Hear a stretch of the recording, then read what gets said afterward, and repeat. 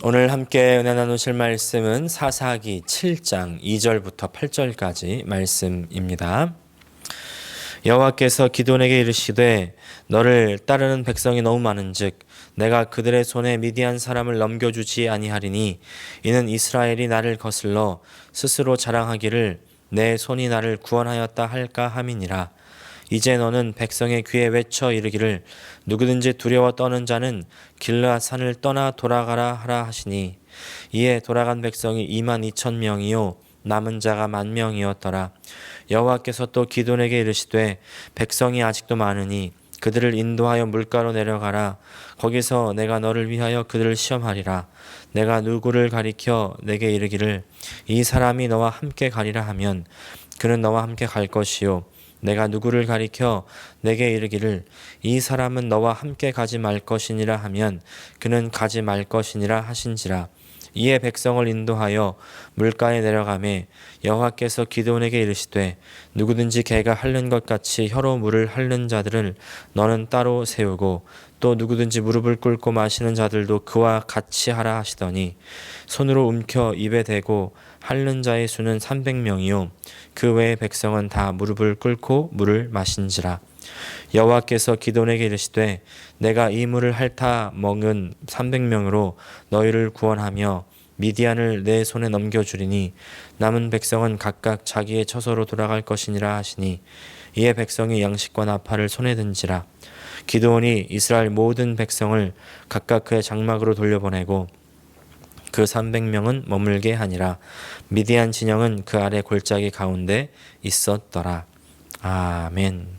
오늘 사사기 7장 2절부터 8절까지 말씀을 중심으로 하나님의 사람의 전쟁 준비 두 번째 시간 챔피언이라는 제목으로 함께 은혜를 나누기 원합니다. 여러분, 챔피언 하면 혹시 가장 먼저 떠오르는 분 있으십니까?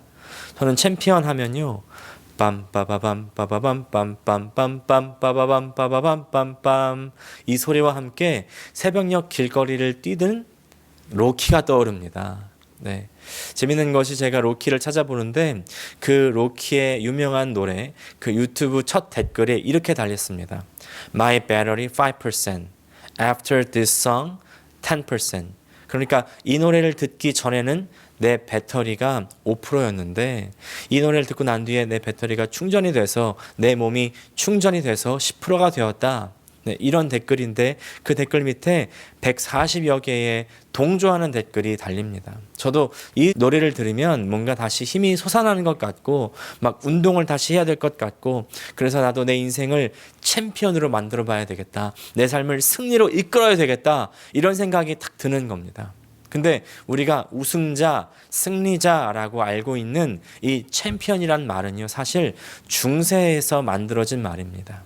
어원은 라틴어로 전장을 의미하는 캠푸스에서 왔는데 중세 때는 서로 이제 분쟁이 일어났을 때 법을 통해서 해결하는 것이 아니라 1대1의 결투로 해결하는 경우가 일반적이었다는 것입니다.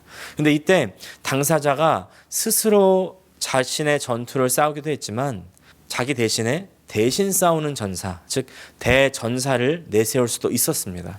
바로 이 전사를 챔피언이라고 합니다. 중세 영화를 보면 자주 나오는 이 마상 창 경기 기억하십니까? 기사들이 갑옷과 투구로 무장한 채 상대방과 창수를 겨루는 그 경기가 바로 대표적인 이 챔피언의 시합이었습니다. 이 챔피언이 개인전에도 나서기도 하지만 영주나 왕의 챔피언도 있었습니다. 그래서 영지나 국가 전쟁에 나서기도 했습니다. 챔피언은 그러니까 대표로 싸우는 사람들, 개인을 대표로 해서 싸우기도 하고 나라를 대표해서 싸우기도 하는 그런 사람들. 이 챔피언이 누가 되느냐에 따라서 이 영지나 국가의 운명이 바뀌게 되는 일이 생기게 되는 것입니다. 성경에도 챔피언이 등장합니다. 사무엘상 17장 4절 말씀입니다. 블레셋 사람들의 진영에서 싸움을 도두는 자가 왔는데 그의 이름은 골리앗이요. NIV로 보니까 a champion named Goliath who was from Gath came out of Philistine camp. 이 골리앗이 챔피언이었다는 말 아니겠습니까? 골리앗이 이렇게 말합니다. 서로 지저분하게 죽고 죽이면서 싸우지 말고 깔끔하게 대표자를 한 명만 내세워서 나랑 싸우자. 내가 이기면 이스라엘 너희가 내 종이 되고 너희가 이기면 우리가 너희의 종이 될 것이다. 이렇게 말하는 겁니다. 그런데 이 괴물과 같은 골리앗을 당해낼 수 있는 이스라엘에 한 사람이 없는 겁니다. 모든 사람이 이 구척장신의 괴물을 두려워하던 그때 이스라엘을 위해 분연하게 일어났던 한 사람이 있었는데 바로 다윗입니다. 여러분, 도저히 맞서 싸울 용기가 나지 않는 이 괴물 골리앗, 그 괴물 골리앗과 같은 세상은요 계속 우리에게 싸움을 걸어오지 않습니까? 그리고 이 세상과의 전투에서 지게 될 때 나는 세상의 종이 되고 맙니다. 그러나 이 세상과의 전투, 죄악과의 전투에서 나를 위해서 대신 싸워주시는 챔피언이 계시다는 사실을 여러분 기억하시기를 바랍니다. 바로 예수 그리스도십니다. 히브리서 12장 2절 말씀, 믿음의 주요 또 온전케 하시는 이인 예수를 바라보자. 할렐루야. 다니엘 김 선교사는요, 이 완주자라는 책에서 믿음의 주라고 할 때 이 말은 챔피언이라는 뜻이 있다고 합니다. 우리 앞에 죄와 죽음의 저주가 가득한 이 세상이 우리에게 걸어오는 싸움이 있는데 나 혼자로서는 아무 힘이 없어서 질 수밖에 없지만 그러나 우리 대신 싸워주실 그 한 분이 계십니다. 마치 다윗이 골리앗 앞을 막아 섰듯이 이제 다윗의 자손 예수께서 우리 앞에 탁 서시는 것이죠. 십자가라는 그 전쟁터에서 직접 죽고 부활하심으로 말미암아 이기신 그 승리를 우리에게 그대로 주시는 것입니다. 이 예수님께서 우리와 함께 하신다고 약속하시니 우리가 할 일은요 예수님을 바라보는 것입니다. 사랑하는 여러분, 우리 앞에 싸움이 있습니다. 이 세상과의 싸움, 죄와 이 죽음과의 싸움이 있습니다. 그러나 이 싸움은 우리 혼자 싸우는 것이 아닙니다. 예수님께서 함께 하시고 하나님께서 싸워주시는 전쟁이라는 것이죠. 세상 사람은 내가 열심히 노력하고 내가 실력을 키워가지고 싸워서 내 인생의 챔피언이 되지만 그러나 하나님의 사람은요, 내가 내 인생의 챔피언이 되는 것이 아니라 나의 챔피언이신 예수님, 나의 챔피언이신 하나님을 내 인생의 초청에 드리는 것입니다. 그래서 하나님께서 싸우시도록 자리를 내어 드리는 것이죠. 하나님의 승리에 동참하게 되는 겁니다. 요즘 말로 하면 숟가락을 얻는 것이죠.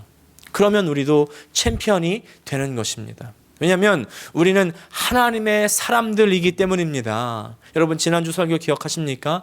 항상 나는 하나님의 사람이다, 하나님의 아들이다, 하나님의 딸이다. 우리의 정체성을 잊지 말아야 합니다. 하나님께서는 하나님의 사랑하시는 사람을 위해서 싸워주십니다. 그리고 하나님의 사람들은 하나님의 전쟁에 함께 동참합니다. 여러분, 사람이 싸우는 것이 아닙니다. 하나님이 싸우실 때 사람이 동참하는 것입니다. 세상 모든 것이 다 그렇습니다. 모든 것은 하나님께서 하시고 사람은 거기에 동참하는 것입니다. 하나님께서 모든 일의 역사의 주인공이십니다. 하나님께서는 하나님의 사람들을 하나님의 일에 동참시켜 주시는 것이죠. 오늘 기드온이 이 미디안과의 전쟁을 준비하는 그 모습을 주목해서 한번 보십시오. 우리가 오늘 읽은 본문 말씀, 소위 기드온과 300용사라고 알고 있는 이 이야기의 도입 부분인데, 그런데 이 기드온과 300용사라는 제목, 사실 이 제목은요 이렇게 바꿔야 됩니다. 하나님과 301용사, 그렇게 바꿔 써야 돼요. 이 이야기의 주인공은 사실 기드온이 아니고 300용사가 아니고 하나님이시기 때문에 그렇습니다. 하나님께서 싸우시는 겁니다. 거기에 사람이 동참하는 것이죠. 자, 그러면 이제 하나님께서 싸우시는 방법을 봅니다. 2절 말씀입니다. 여호와께서 기드온에게 이르시되 너를 따르는 백성이 너무 많은즉 내가 그들의 손에 미디안 사람을 넘겨주지 아니하리니 이는 이스라엘이 나를 거슬러 스스로 자랑하기를 내 손이 나를 구원하였다 할까 함이니라. 자, 기드온이 미디안과의 전쟁을 선포하자마자 여러 지파에서 이제 3만 2천 명이 모였습니다. 단시간에 이룬 엄청난 성과이긴 했지만 여전히 이스라엘의 4배 정도 되는 이 13만 5천 명의 미디안과 싸우기는 역부족인 것입니다. 아마도 천재적인 전략가 혹은 첨단 무기가 있었다면 아마 승리할 수 있었을지는 모르겠지만, 그러나 하나님은 정확하게 말씀하십니다. 너의 군사가 너무 많다는 것입니다. 아니, 하나님, 많기는 뭐가 많아요? 적은 지금 우리 4배잖아요. 4배가 많기는커녕 우리 숫자가 엄청 적죠. 엄청 적죠.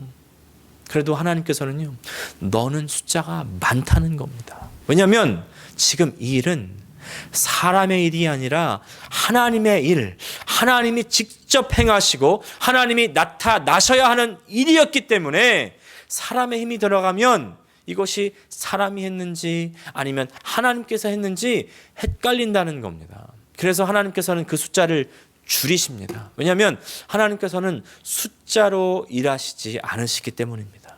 하나님께서는 숫자로 일하시지 않습니다.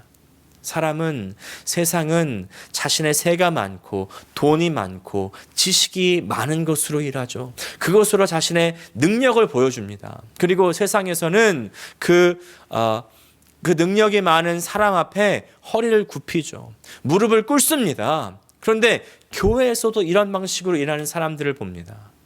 많아야 할 수 있고 있어야 할 수 있다고 합니다. 그러나 여러분, 그것은 세상 방식입니다. 하나님의 일은 다릅니다. 없어야 할 수 있고 많으면 할 수 없습니다. 왜냐하면 있고 많으면 사람들은 사람의 힘, 내 힘을 의지하기 때문입니다. 내가 했다고 착각하기 때문입니다. 하나님께서는 하나님이 하셨는데 사람이 했다고 착각하는 것을 너무나 싫어하십니다. 그래서 하나님께서는 우리의 숫자를 줄이십니다. 우리의 세를 줄이시고 우리의 돈을 줄이시고 우리의 지식도 줄이십니다. 우리의 능력을 줄이시고 우리의 방법을 줄여 가십니다. 여러분, 혹시 지금 내가 갖고 있는 재물이 줄었습니까? 내 주변의 사람들이 떠나갑니까? 남은 방법, 옵션들이 점점 없어지고 내가 궁지에 몰리고 있습니까? 여러분, 그렇다면요, 길을 쓰고 매달려서 막지 마십시오. 그냥 그렇게 되도록 놔두십시오. 지금 하나님께서 우리 인생 가운데 일하실 준비를 하고 계신 것입니다. 오히려 그때 우리가 할 일은요, 하나님을 온전히 신뢰하고 하나님께 맡겨 드리는 것입니다. 너무 많다고 말씀하시는 그 하나님의 말씀을 들으셔야 됩니다. 너의 지혜가 많다. 너의 돈이 많다. 너의 의지할 사람들이 많다. 너의 능력이 너무 많다. 하나님께서는 지금 우리에게 이렇게 말씀하고 계시는 것입니다. 우리는 이 말씀 앞에 무릎을 꿇어야 됩니다. 그래야 하나님께서 일하실 수 있습니다. 무릎을 꿇으면 하나님께서 일하십니다. 19세기 덴마크 철학자이자 신학자였던 이 쇠렌 키엘케고르의 책 고난과 복음에 이런 구절이 나옵니다. 고난은 위험한 훈련이다. 그러나 더 끔찍한 위험은 고난을 통해 순종을 배우지 못하는 데 있다. 우리에게 있던 것들, 재물, 사람, 능력이 줄어들고 없어지는 그런 일들, 우리에게 고난 아니겠습니까? 그러나 그 고난을 통해서 우리가 배우게 되는 한 가지는 바로 순종입니다. 하나님께 대한 순종입니다. 그리고 이것이 예수님께서 우리 앞서 걸어가셨던 길이었습니다. 히브리서 5장 8절 말씀, 그가 아들이시면서 받으신 고난으로 순종함을 배워서 온전하게 되셨은즉 자신에게 순종하는 모든 자에게 영원한 구원의 근원이 되시고. 아멘. 예수님께서는 고난을 통해서 순종하심으로 온전하게 되셨습니다. 우리도 고난 속에 하나님께 순종할 때 우리에게 영원한 구원이 이루어집니다. 하나님의 구원의 역사가 우리의 고난의 속에서 일어나게 되는 것입니다. 하나님의 은혜의 손길이 우리의 환난 가운데서 일어나게 됩니다. 우리는 가만히 하나님의 일하심을 기다려야 됩니다. 이스라엘 백성들이 이집트를 탈출해서 광야를 지나가던 도중입니다. 이집트의 군대가 이제 뒤늦게 이스라엘을 풀어준 것을 후회하면서 다시 잡으려고 쫓아옵니다. 그런데 이스라엘 그 앞에 홍해가 떡하니 가로막혔습니다. 그야말로 진퇴양난, 도망갈 길이 없습니다. 싸울 힘도 없습니다. 그런데 그때 모세가 이렇게 선포합니다. 너희는 두려워 말고 가만히 서서 여호와께서 오늘 너희를 위하여 행하시는 구원을 보라. 너희가 오늘 본 애굽 사람을 영원히 다시 보지 아니하리라. 여호와께서 너희를 위하여 싸우시리니 너희는 가만히 있을지니라. 아멘. 가만히 있으라는 말은요, 그냥 멍하니 쳐다보고 있으라는 말이 아닙니다. 가만히 있으라는 말은 사람의 생각으로 이것저것에 일을 벌리지 말고 주님을 신뢰하는 마음으로 주님께 우리의 삶을 의탁해 드리라는 것입니다. 그럴 때 주님의 놀라운 그 은혜와 구원을 위한 그 싸움에 동참하는 하나님의 싸움의 동참자들이 되는 것입니다. 함께 주님의 싸우심에 동참하셔서 주님의 승리에 함께하는 우리 모두가 되시기를 축복합니다. 그렇다면 이제 주님의 싸우심에 동참하는 사람들이 되기 위해서는 어떤 사람들이 되어야 하는지 오늘 본문에서 발견할 수 있는데 크게 두 가지로 볼 수 있습니다.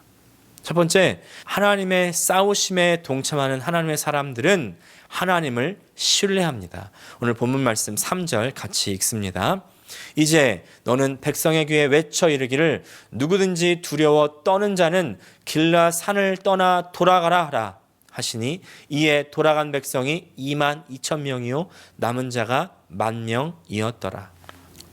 아무리 32,000명이 모였어도 그 사람들이 다 싸울 수 있는 사람은 아닙니다. 다 주님의 역사에 동참할 수 있는 사람이 아닙니다. 마음에 두려움이 있기 때문입니다.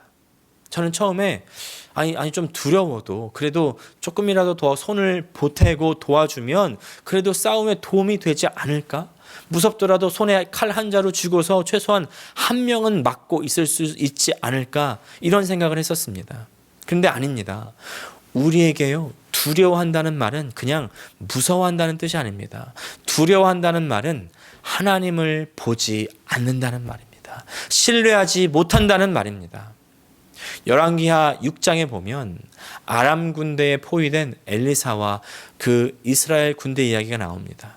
그동안 아람 군대가 계속해서 이스라엘과 전쟁을 해오고 있는데 더 막강한 군사력이 있었음에도 불구하고 계속해서 아람 군대는 이스라엘에게 패배하고 있었습니다.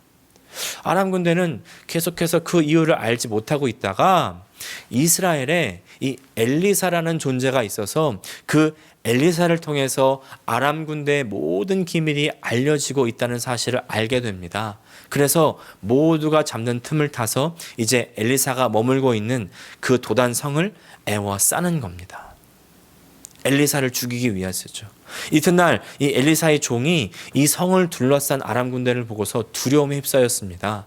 그런데 그와는 반대로 엘리사는 너무 의연한 모습으로 서 있는 것입니다.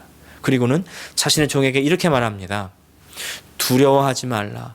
우리와 함께 한 자가 그들과 함께 한 자보다 더 많다. 그리고 기도합니다. 하나님, 그의 눈을 열어서 보게 하옵소서 하고 그 종의 눈을 딱 뜨는데 열왕기하 6장 17절 말씀, 그가 보니 불말과 불병거가 산에 가득하여 엘리사를 둘렀더라. 여러분, 두렵다는 말은요, 하나님의 손길이 우리와 함께하고 계시다는 것을 보지 못한다는 것과 같은 말입니다.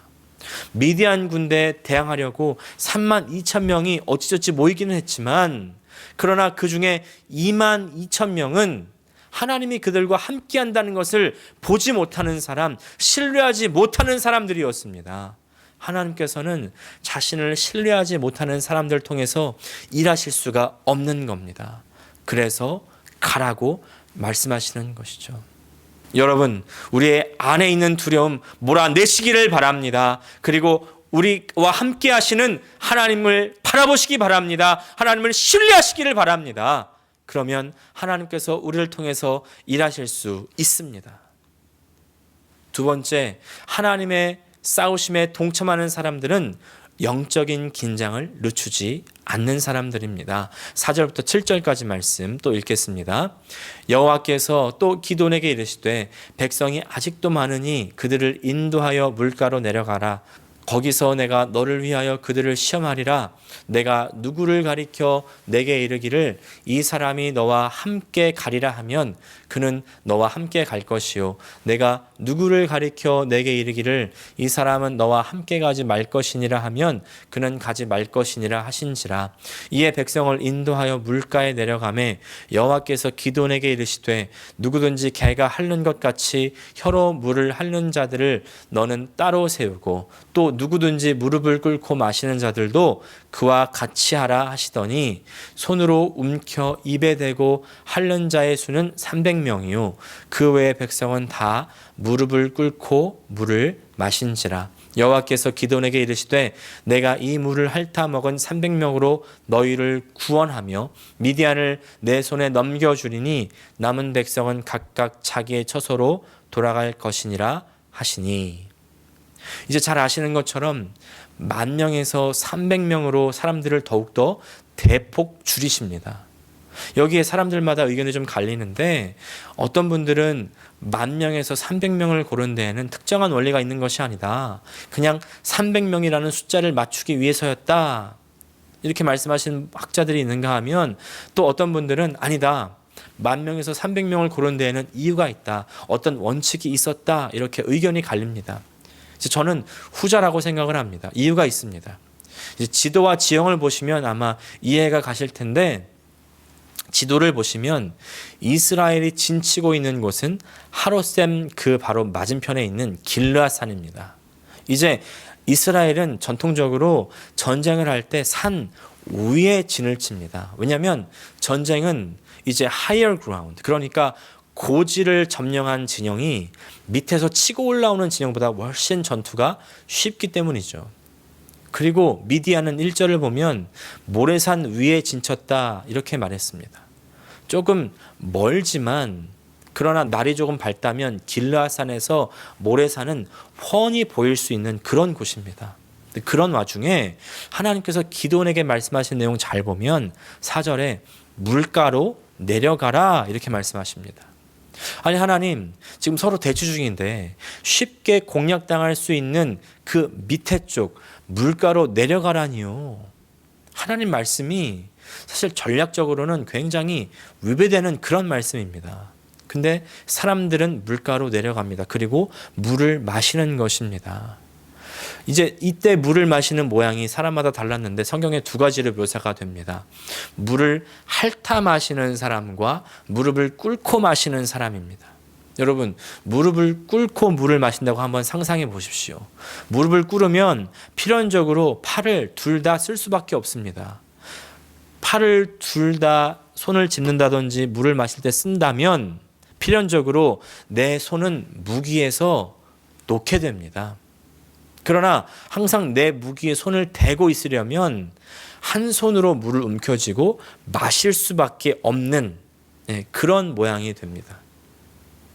조금 멀긴 하지만 이 적군이 가득 진을 치고 있는 그 모래산이 앞에 딱 보이는데 그 앞에서 한가롭게 무게에서 손을 놓고서 마시는 그 사람과 반대로 긴장하면서 손에 무기를 놓지 않고 물을 마시는 사람, 둘 중에 누가 하나님의 싸우시는 그 전쟁에 동참할 수 있겠습니까? 당연히 후자가 아니겠습니까? 사랑하는 여러분, 우리 앞에 전쟁이 있습니다.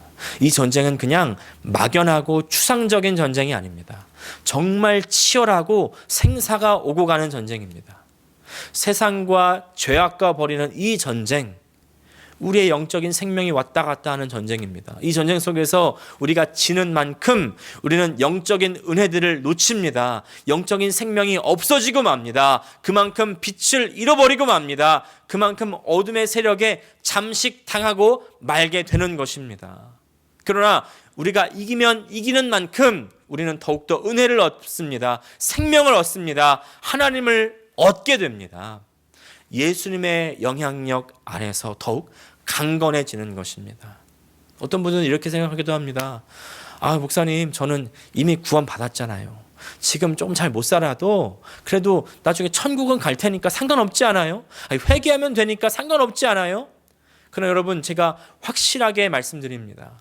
나중에 천국 가니까 지금 잘 못 살아도 되고 내가 나중에 회개해도 되니까 지금 실패해도 된다고 쉽게 생각하는 그런 가치관은 구원받은 사람들의 가치관은 아닙니다.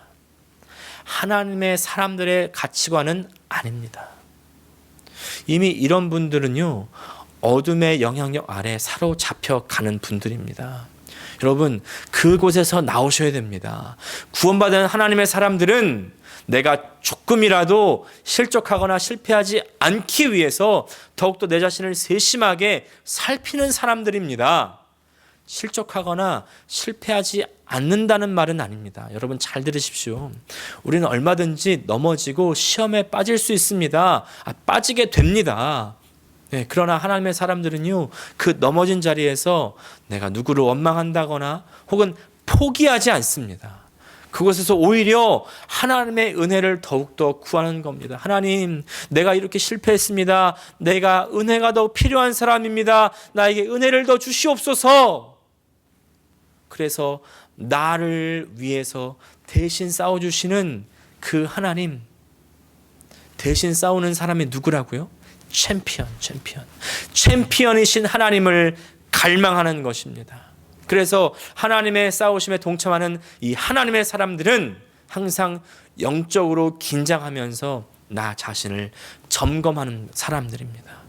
내 삶에 어떤 방향에서든지 영적인 공격이 들어오진 않는지 항상 확인하면서 하나님의 말씀에 민감하게 반응하는 저 여러분 되시기를 축복합니다. 오늘 말씀 마무리합니다. 우리 앞에 생과 사의 영적인 전쟁이 있습니다. 세상은 어떻게 해서든지 우리를 죄와 죽음의 영향력 아래로 잡아 넣으려고 합니다.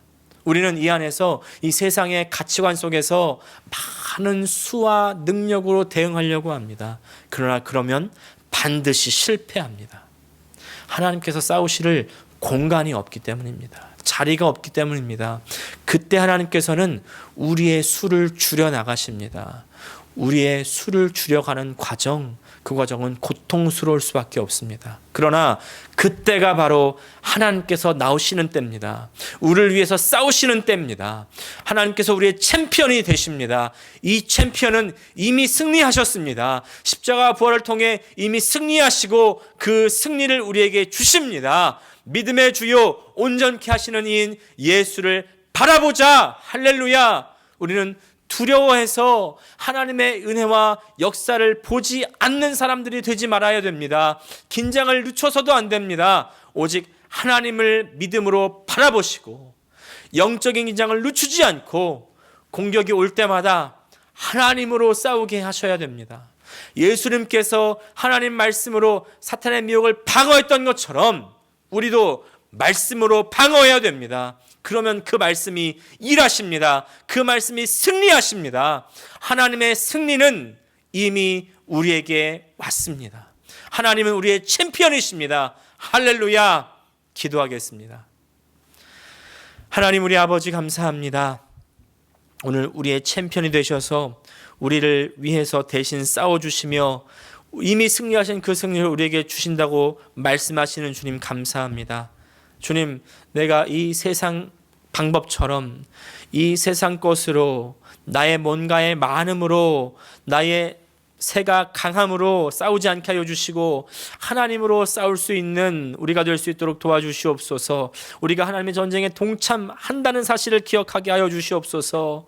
우리의 인생의 주인공이신 하나님이 우리의 주인이 되셔서 우리를 대신 싸워 주실 때에 우리는 믿음으로 하나님을 바라보게 하여 주시고 두려움을 내려놓게 하여 주시며 믿음으로 하나님 바라보고 하나님을 신뢰하는 우리가 되게 하여 주시고 항상 영적인 긴장감을 늦추지 않고 주님과 항상 동행하는 우리 모두가 되게 하여 주시옵소서. 예수님의 이름으로 기도합니다. 아멘.